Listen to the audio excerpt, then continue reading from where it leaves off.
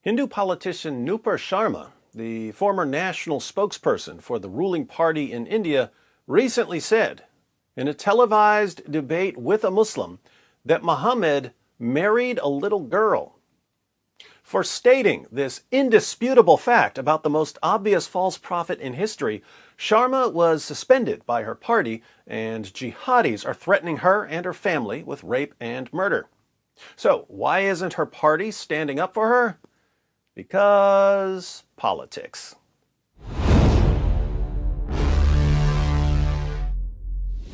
Before we get into the facts of the Nupur Sharma controversy, let's talk about the elephant in the room: Muhammad's marriage to a prepubescent little girl. There are tons of passages about this in Islam's most trusted sources. Consider this hadith from Sahih al-Bukhari. We'll start with the chapter heading: Giving one's young children, not adults, giving one's young children in marriage is permissible. But why is it permissible? By virtue of the statement of Allah, and for those who have no monthly courses, i.e. they are still immature. That's Surah 65, verse 4 of the Quran, which tells grown men the rules for divorcing prepubescent girls after marrying them and having sex with them. So, allowing grown men to marry girls who are too young to have a monthly course, a monthly menstrual cycle, is halal because the Quran allows it. And the iddah, the waiting period for a divorce, for the girl before puberty, notice this is clearly referring to prepubescent girls, is 3 months in the above verse.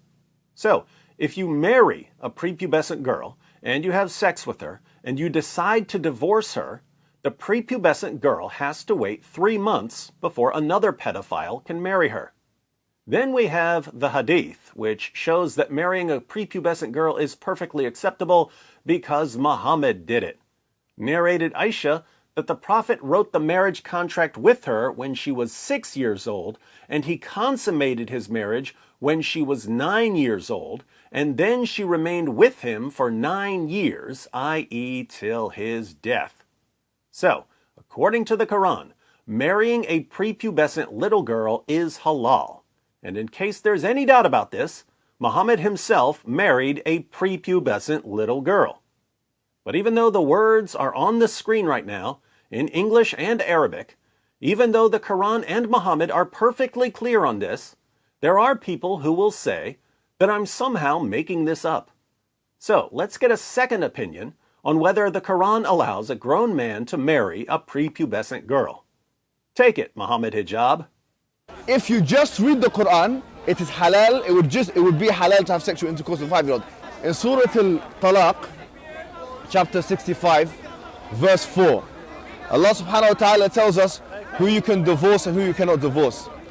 And then he says, وَاللَّائِ لَمْ يَحِدْنَ وَاللَّائِ لَمْ يَحِدْنَ, and the ones who had never been pubescent before. The Quran doesn't say anywhere in the Quran that the woman has to be pubescent. Get me one verse in the Quran which says the woman has to be pubescent. One verse. Like it or not, the Quran allows grown men to marry, have sex with, and divorce prepubescent girls. And Muhammad married and had sex with a prepubescent girl. Those are facts. But sometimes sharing facts can be extremely dangerous. You know what else can be extremely dangerous? Using the internet without a VPN. There are people and companies who are constantly trying to steal your data, your personal information, your passwords. There are companies that are tracking what you do online so that they can sell that information to the highest bidder. When you go online, you need a VPN, a virtual private network. So, click on the link in the description box and get a subscription to Atlas VPN. Atlas VPN is the best VPN deal on the market. Developed by top cybersecurity experts and IT engineers, it sends all of your internet traffic through an encryption tunnel. It hides your IP address, even if you're using public Wi-Fi. It blocks malicious links, ads, and trackers. It monitors data breaches and warns you if your personal information or passwords have been compromised. In other words, it keeps you safe from bad people who want to steal your stuff. If you sign up now, you can be fully protected for just $1.99 per month. That covers all of your devices with one subscription. So click the link in the description box, download the app, get a subscription, and turn it on. Going from horribly exposed to extremely safe will only take you a couple of minutes. So get Atlas VPN and practice safe surfing. Now, a VPN can protect your data while you're online. But what happens if you're a Hindu and you're in a televised debate with a Muslim and you mention the fact that Muhammad married a prepubescent girl? CNN, the most trusted name in news, reports India is trying to contain the diplomatic fallout as outrage grows in the Muslim world following derogatory comments made by ruling party officials about the Prophet Muhammad.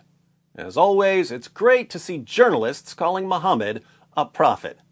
The United Arab Emirates, Malaysia, Oman, and Iraq are among at least 15 Muslim-majority nations to have condemned the remarks, which were described as Islamophobic, with several countries summoning India's ambassadors. The incident sparked protests in neighboring Pakistan and prompted calls from around the region to boycott Indian goods. India's Hindu nationalist ruling Bharatiya Janata Party, BJP, disciplined the two officials involved, but the firestorm involving India's major Arab trade partners is yet to die down. Nothing causes an international firestorm like stating basic facts about the most obvious false prophet in history. What caused the uproar this time? At the center of the controversy is Nupur Sharma, now suspended national spokesperson for the BJP, the party of Indian Prime Minister Narendra Modi. On May 26th, Sharma made comments during a televised debate on an Indian news channel about the Prophet Muhammad that were widely deemed offensive and Islamophobic. Most Indian news outlets have not directly quoted Sharma's original comments, even though her comments were completely factual. Sharma later withdrew her remarks and said it was never her intention to hurt anyone's religious feelings. On Twitter, Sharma said her words were a response to derogatory comments made during the debate about a Hindu god. If my words have caused discomfort or hurt religious feelings of anyone whatsoever, I hereby unconditionally withdraw my statement, she said. Here's Nupur Sharma's statement on Twitter. I've been attending TV debates for the past many days where our Mahadev, that's Shiva, was being insulted and disrespected continuously. It was mockingly being said that it is not a Shivling, but a fountain. A Shivling is a symbol of Shiva. The Shivling was also being ridiculed by comparing it to roadside signs and poles in Delhi. I could not tolerate this continuous insult and disrespect towards our Mahadev, and I said some things in response to it. If my words have caused discomfort or hurt religious feelings of anyone whatsoever, I hereby unconditionally withdraw my statement. It was never my intention to hurt anyone's religious feelings. Nupur Sharma. So, Nupur Sharma was in a debate. People were insulting her religious beliefs, and she responded by saying, in effect, if you really want to keep going with the religious insults, I could start talking about Muhammad's marriage to Aisha when she was 6, and Muhammad consummating the marriage when Aisha was 9. So do you really want to go down this road?